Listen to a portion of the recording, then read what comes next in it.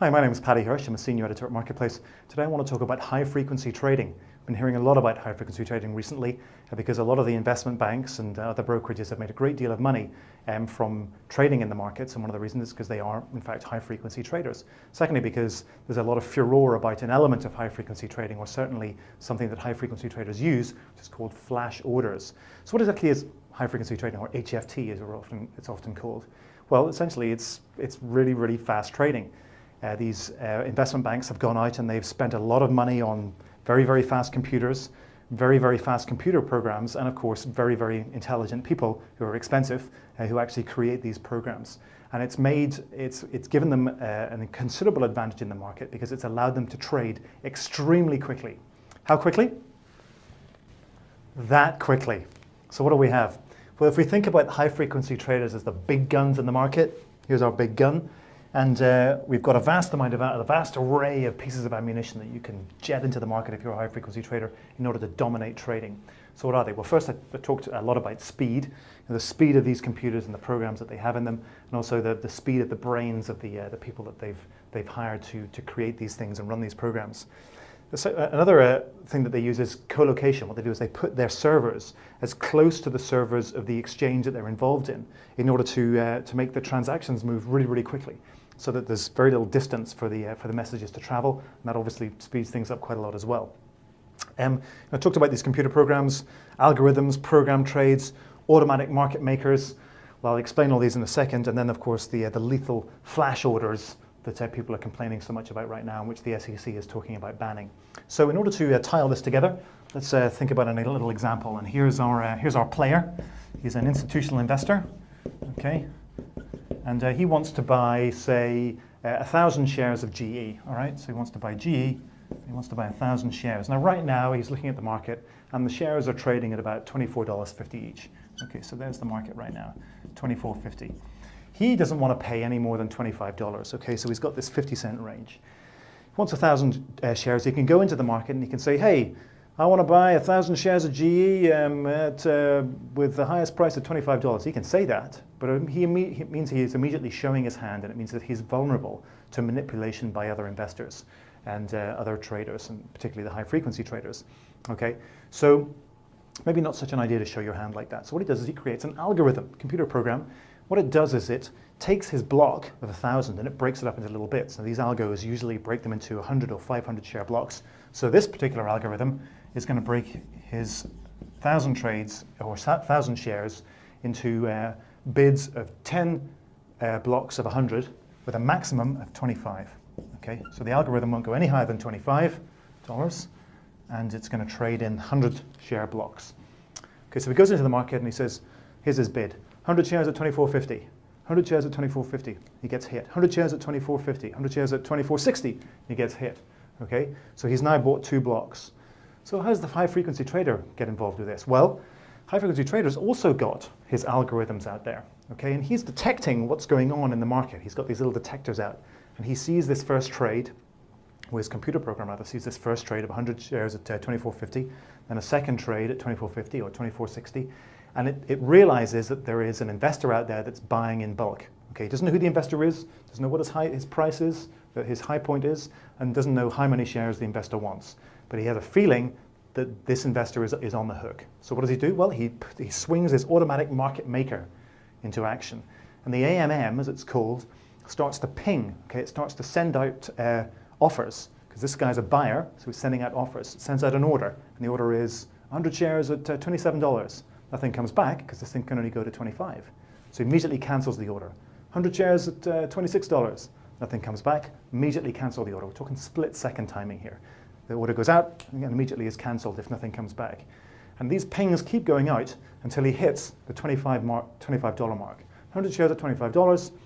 The offer is lifted, and the AMM immediately goes out and buys as many shares, GE shares as it can, okay, at whatever price, and then comes back and sells them at $25 to the institutional investor. And the reason that he's forced to sell at $25 is because there's no other shares left in the market at this point, because the AMM has dragged all the available shares to him or to it, and therefore is able to manipulate the price, or at least force the price upwards to the algorithm's upper limit.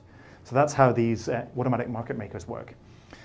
These program trades, okay, these kind of jump onto trades and essentially they juice the market. So it forces the trade up, and then it means that investors kind of or the buyers, if there are, say, several institutional investors out there buying General Electric, it means they kind of jump up on top of each other, and it forces the large whipsaws in the market. These are another type of computer program like this is called the predatory algorithm.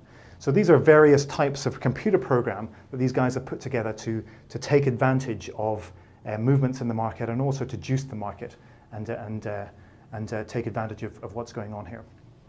Okay, and then we have this other example, or this other weapon that the investor can, or the high frequency trader can bring to bear, which is the flash order. Now, recently we've heard that the SEC is going to ban flash orders. We also heard that two of the exchanges that use these, BATS and NASDAQ, say that they're actually going to ditch flash orders. Okay, now not every exchange, and there are obviously several exchanges or a number of exchanges in the US equity markets. Not every exchange uses flash.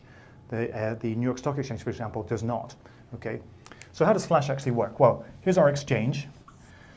Now, whenever an order comes into an exchange, the exchange is required to send that order out to the wider market. Okay, now it can either pass it directly through, and so that the person who has made the order gets the best price. Okay, so here are our exchanges. Okay, or it can do what a number of these exchanges do, which means it can flash the order to its members. Okay, so here in this exchange, we've got a bunch of guys, or a bunch of investors, male and female, of course, and in comes the institutional investor's order, which is, say, 100 shares at $25. That's what he wants to buy. Now, if the exchange uses flash, just for a fraction of a second, like half a second, 500 milliseconds or less, it flashes that trade or that order to all of the people in the exchange. And they have the option, they have a half-second option, okay, a split-second option to exercise, okay, to fill that trade. They can sell this guy 100 shares at $25. And if they can't, the share, or if they decide not to, then after half a second, it goes wide to the rest of the market, and then he's going to get the best price. He's either going to get matched, or he's going to get offered something close to what he's looking for. Okay, so clearly there's an advantage to the people who are in this exchange. They're getting to see this guy's price before anybody else does. Now, a lot of people might say, well, that's unfair on the investor, because if there was a better price out in the wider market, he's not going to get that because these guys are going to fill this. Okay. Other people would say, well, it's unfair for the people in the market because then they can't execute on this trade. They're getting preferential treatment, if you like, in this transaction. And that's why a number of people have gotten so up in arms about flash trading and have decided to make a move to banning it. But it looks like the exchanges are actually going to get in front of this move and actually get rid of it themselves. Just to give you a bit of background, a good way of thinking about this is in the old days when you had an exchange, people are standing there in front of a computer, and the order would come in onto the floor. You had a bunch of specialists there on the floor. A specialist would pick up the phone, hear what the order was, 100 shares at 25 in GE. So he'd turn around and shout to the floor, 100 shares at 25 in GE, and then he'd enter it into the computer so it goes wide. So obviously all the people who hear his shout around him on the floor get to hear about that trade before he gets it into the computer. And that's kind of the same thing that's happening here with these flash orders. But people are talking about banning this, so we may not see it anymore. But it clearly is a formidable weapon in the arsenal, because if you are a high-frequency trader, then you can transact very, very quickly on this and make money in other parts of the market. So why does a high-frequency trader get involved in high-frequency trading? It sounds like a very, very expensive business, and also politically a little bit unsafe these days. Very expensive because the computers are expensive. You know, the people that create these programs are extremely expensive. The real estate down beside the exchanges is obviously very expensive. So it's not a cheap business. But there's a reason for doing it, and it's called the liquidity rebate. Okay, the liquidity rebate. And what this is a little fee that gets paid to you as a trader if you take part in the exchange. Okay, so if you are one of these guys that's buying and selling in the exchange, every share, okay, that you put an order in, whether it's a buy order or a share order, every single share you get paid around 1/4 cent, a fraction of a cent. So there's a real advantage there if you are doing high volume, okay, and involved in large blocks of trades, because you're going to get paid for every single share that you trade. So even if you make a loss on the individual trades, you can actually make money from the rebates from the exchanges. There's huge amounts of money to be made here, so it means that a lot of these high-frequency traders are getting involved solely for that reason. That's certainly one of the charges. Now, of course, if you're getting people involved in an exchange purely to trade as opposed to actually take a position or act as a broker, but you're just doing it to trade for the liquidity rebate, then people will say, well, that's not right. That means that people, they're just getting involved in this for the one reason, and it could really skew the market. Of course, the traders would say, well, we're providing liquidity, and we're providing a real service. We're on either side of a trade, so if you're a member of the exchange, you're almost guaranteed a market, or in fact, you are guaranteed a market. That would be their argument. But there's a lot of controversy about this. A lot of people say, well, if you are an individual investor and you're trying to get involved in this exchange and you've got this guy on the other side, okay, you are at a distinct disadvantage. I mean, think about me. If I'm there with my little PC and I'm trying to sell my 1,000 shares of GE or buy 1,000 shares of GE, how can I hope to stack up against this guy with all of the computer programs and the speed and all the rest of it that he has? If I'm trying to get a fair price for my GE shares, or if I'm trying to get GE shares at a decent price, I'm at a considerable disadvantage. And by the time I'm done, by the time I've actually laid my money down on the table, it could leave me very badly needing a drink.